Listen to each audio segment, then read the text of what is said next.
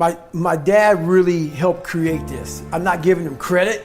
Yeah. Like, oh, he was a great dad, like clap my hands for his ass. He helped create this because he was just that, he was a devil. You know, he was a guy that had to be very insecure, very beat down. Something had to happen to him when he was younger, because the way he treated me, my brother, my mom was just horrible.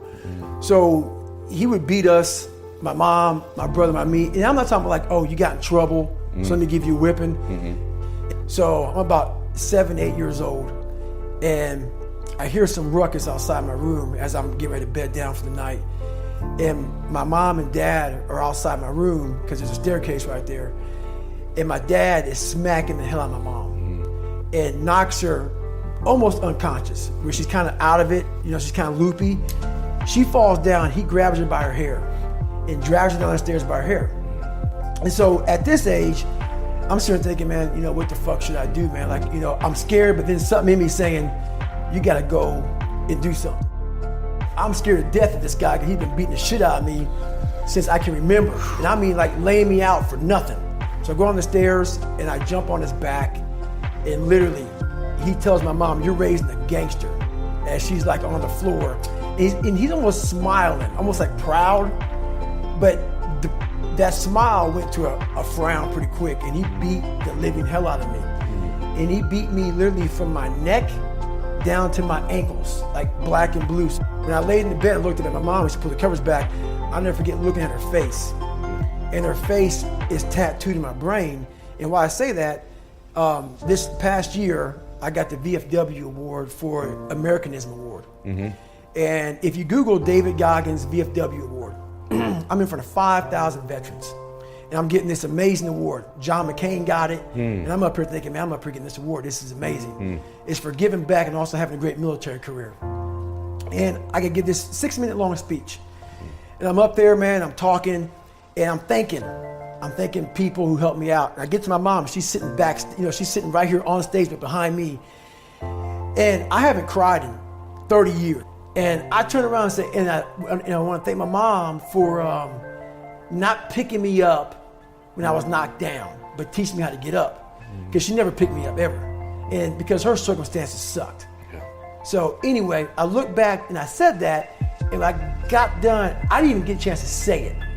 I looked at her eyes, and my head went right back to her face when she saw me bruised up. And that fucked me up. And for 58 seconds, look at the video and you'll see me, my head's down and I'm sobbing. Wow. And I'm in front of 5,000 vets, and the guy who was hosting the thing had to come up to me and like put his hand on my back. And I was just destroyed, overcome with emotion. And then 58 seconds go by and I get up and I deliver this speech. And so I tell you that because my life tattooed me. And so when I came from Buffalo, I was 8 years old. I didn't have one learning disability, I had several. But I hid all this shit. I never talked about my dad being crazy, or I couldn't read, I couldn't write. I got held back in my second grade. My elementary years, I stuttered so bad, I had these white splotches all over my skin. I had patches of hair falling out of my head. I was so stressed out from my childhood, and then now I'm in this situation where I'm like, God, man, I'm dumb.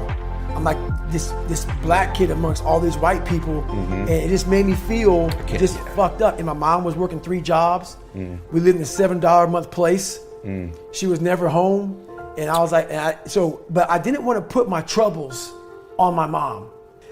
We're about to go out for, so Christmas break's about to happen. And so here we are.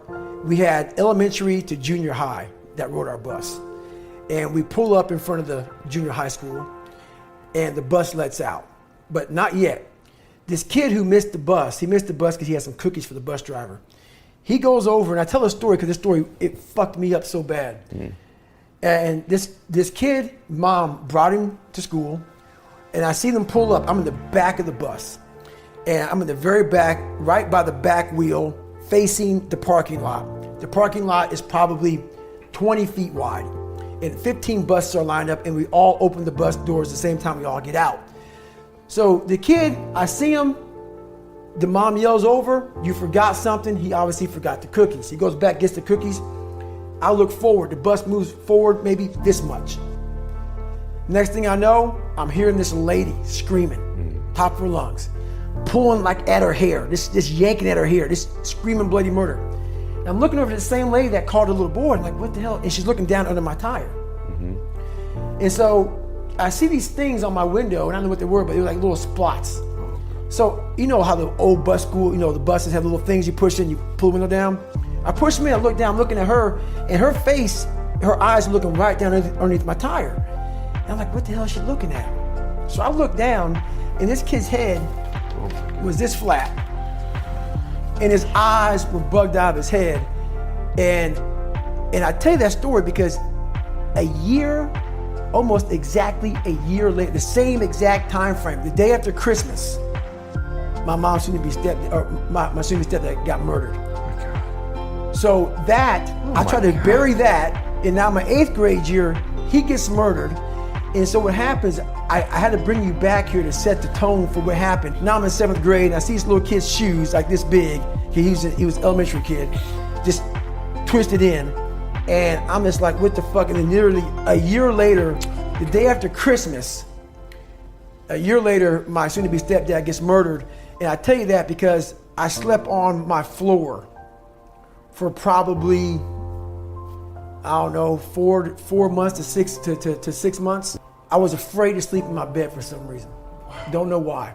Some psychological fucking but I'm painting this picture for you to let you know where I was at. So one time in my Spanish class, we had all of our notebooks that stayed in the class. So, and obviously your name's on it. Yeah. You go get your notebook for a class. And I always sat back in the back of every class, man, because I just want to be, just don't look at me, don't call on me. Yep. I don't know shit. I opened my notebook up to the first page, and on it was a noose, like a little hangman noose, with me hanging from it with the same thing, nigga, we're gonna kill you.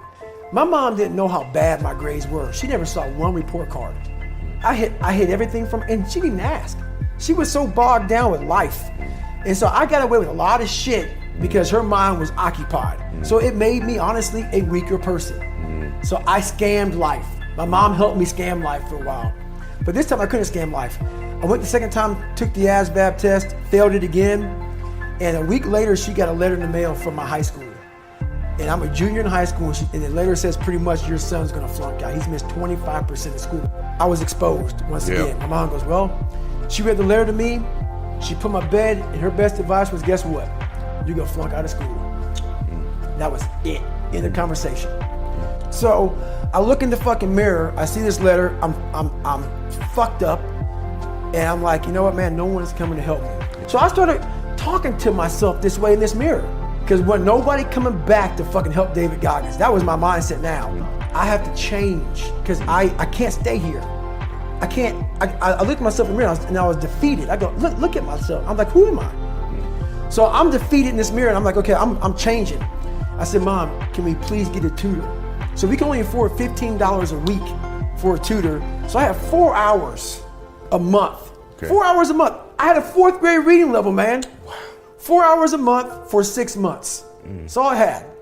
So this tutor did one thing for me, but basically she saw that I was slow, very slow, and couldn't retain shit. And I think she was joking. She goes, you're gonna have to write down everything 1,000 times for you. Remember this. I took it as okay. So I literally went to the store and I bought these spiral notebooks. And I started literally writing down, let's say it's a math equation, the same fucking math equation over and over and over and over again. When it came to a paragraph comprehension, I couldn't read the fucking paragraph and then remember it. So we had like, I think 25 or 30 paragraph comprehension things. I had to write down the whole fucking thing, like a whole paragraph, and you don't have much time to take the fucking test. But that's how I learned. Okay. So how I learned the Navy Dive Man, it was like 1,000 pages, Navy Dive Man. I got it a year in advance. Oh my gosh. And wrote the book out probably 14 times. Like the Boyle's Law, Child's Law, Gay-Lussac's Law, Dalton's Law, all these laws, but over and over, the whole manual. So it's not like, so now I've done it so many times, I can go back in my mind and say, okay, page 71 was Boyle's Law. And I remember writing it down so many times that it takes me to say, okay, I got it. And I can write it down almost verbatim. Wow. So that's how I learned even to the day. But the work ethic, people think I became this guy from running. Yeah. No, I became this guy from fucking studying. I had to study for hours. What might take you an hour to learn, take me 2 days. So that's where, at the table, and my best friend Johnny remembers me like, God, you just changed. Something happened. I got obsessed. So I take the test, I score high, I get in the Air Force.